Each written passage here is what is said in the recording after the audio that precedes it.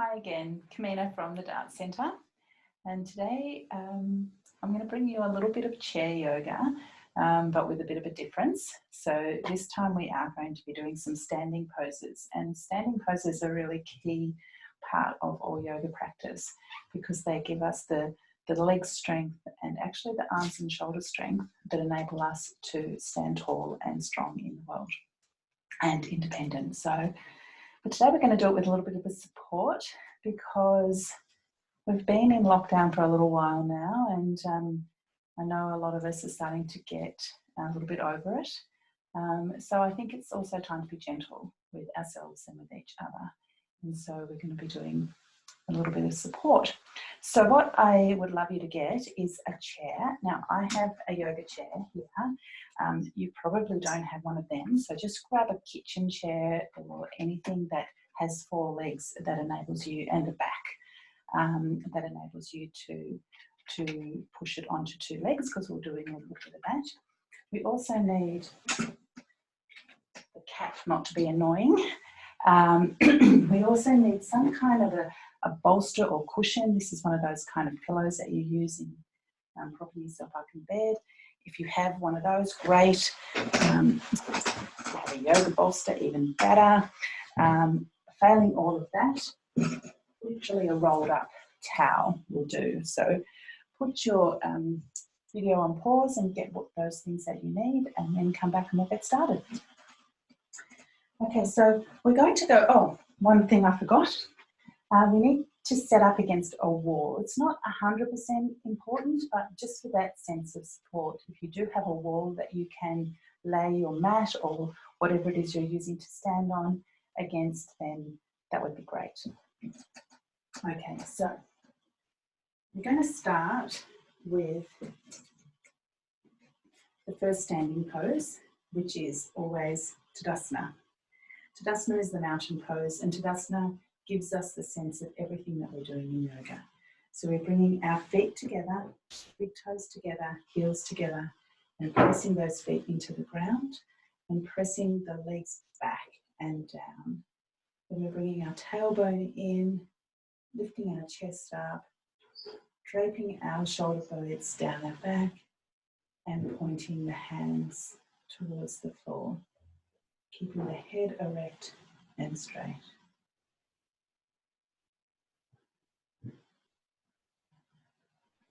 So as always, that sense of deepening down into the roots, down into the base, and lifting up towards the sky. And release from that. We'll do some variations of dog pose. So I would like your chair to be at the top of the mat like this, with the back of the chair facing you. We're going to keep that same thought that we had in Tadasana, of like that pressing those inner heels and those inner thighs back and down, and then lean forward and hold the top of the chair. So it should be about a 90-degree angle at this point.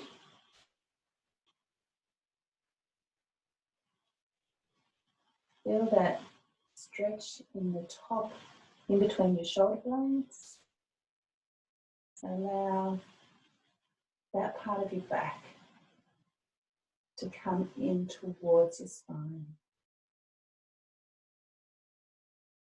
We're so used to being hunched like that, so we really want a sense of pressing that part of the back in. Then lean forward on the chair so that the front two legs are taking the weight, and you're just feeling that stretch in there.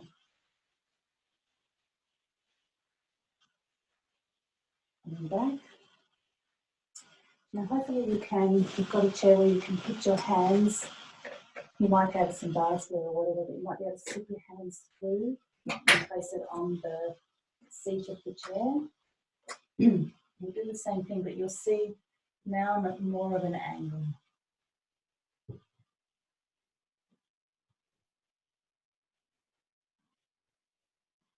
As with all of these variations, just do the one that feels most comfortable for where your body's at today.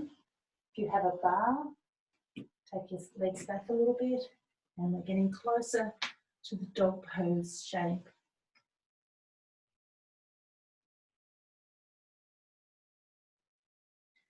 And then finally, we'll put our hands on the floor, legs back a little bit further, and come into the full dog pose.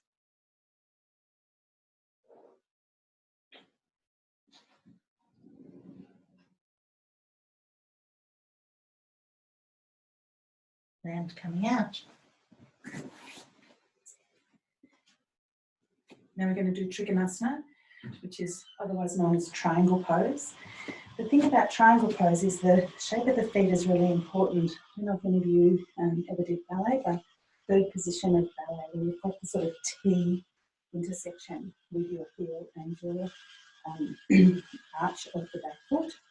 So we'll start with the, actually we'll start with the right foot forward and the left foot back. So if you imagine you've been in third position and now you're just bringing that front foot forward, have your back close to the wall, not completely on the wall, you can just feel it touching lightly. Bring this leg straight and this leg straight, and have a sense that someone is kind of like pulling apart your hips here as you bend over the right leg, put your hand on the chair and stretch out. Keep this left shoulder back against the wall.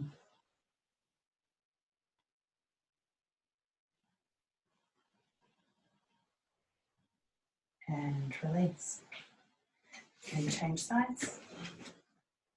So there should be a real sense of kind of calmness and support that comes with having the wall behind you.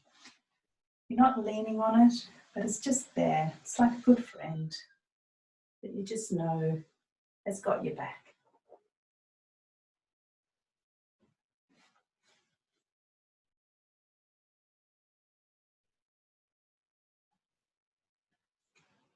And release. The next pose has a slightly different shape of the legs. This time we're keeping them, I think that's first position. So we're going to separate the legs like there's a scissor action between them. So we'll start on the right side again.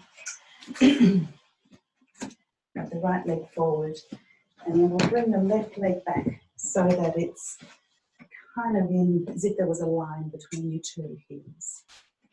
Come a little bit forward so that right hip is kind of feeling like you're touching the wall.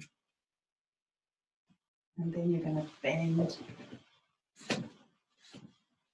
that front leg so that it's 90 degrees or as close as you can get it. Stretch out of the, lift out of the chest using the chair to kind of press down and lift up. Keep this back leg as straight as you can. And release and change.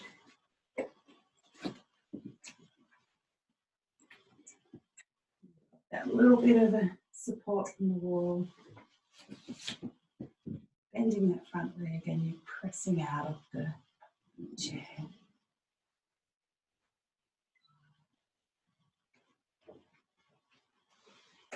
And change. And then the last one is similar to that, only with straight legs. So we're doing the same first position, so to speak, of your feet. The hip against the wall, the hands on, that was my cat, the hands on the back of the chair, and then you're pushing the chair over and you're keeping this front leg straight this time, as straight as you can. And your back straight as well. So I don't want any hunching. If you only can go that far, that's great. Go to whatever your limit is today.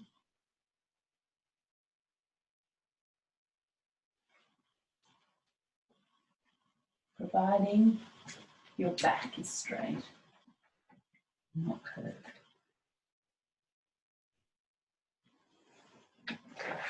And release and change.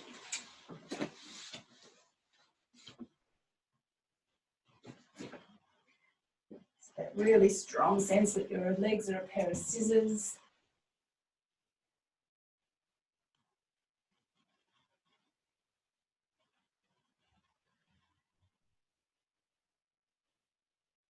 And release.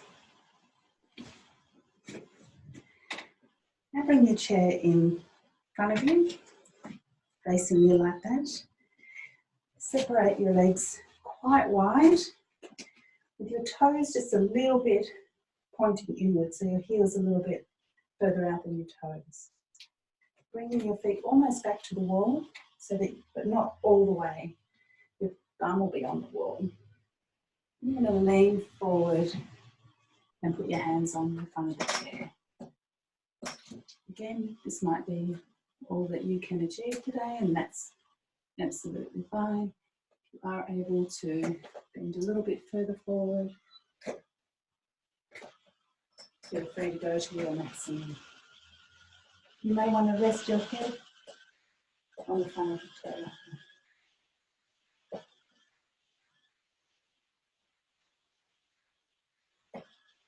Press those thighs back towards the wall. Your legs are doing all the work here. Not your breath, not your head. This is strong, independent, standing tall, standing strong, but with support. And coming out. We're going to finish with a little inversion. So using your chair and whatever it is that you have as your pillow, I'm going to use the yoga bolster. The chair like that. Sit down in front of it. Put your legs on either side of the chair. Then lift up and place your sacrum, that bone that's on the kind of bottom of your spine, on top of the support. Lie down, put your legs on the chair, lift your chest, drape your shoulder blades down your back. You can put your arms overhead briefly just to get that sense that everything is free and relaxed, and then bring them beside you.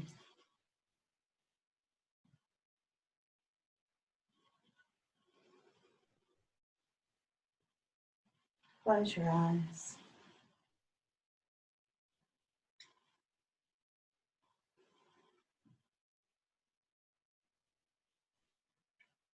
Take a moment to really notice the support of the chair, the feeling of having your legs higher than your heart brings enormous benefits. The feeling of having the bottom of your pelvic area relaxed here, which is being created by the support underneath.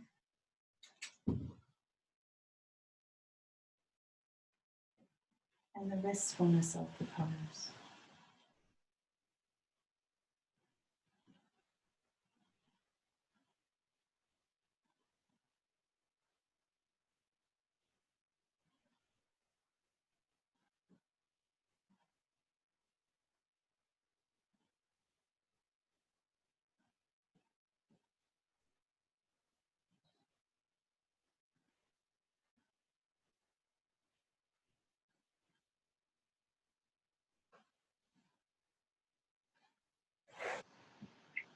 You can stay there for as long as you like.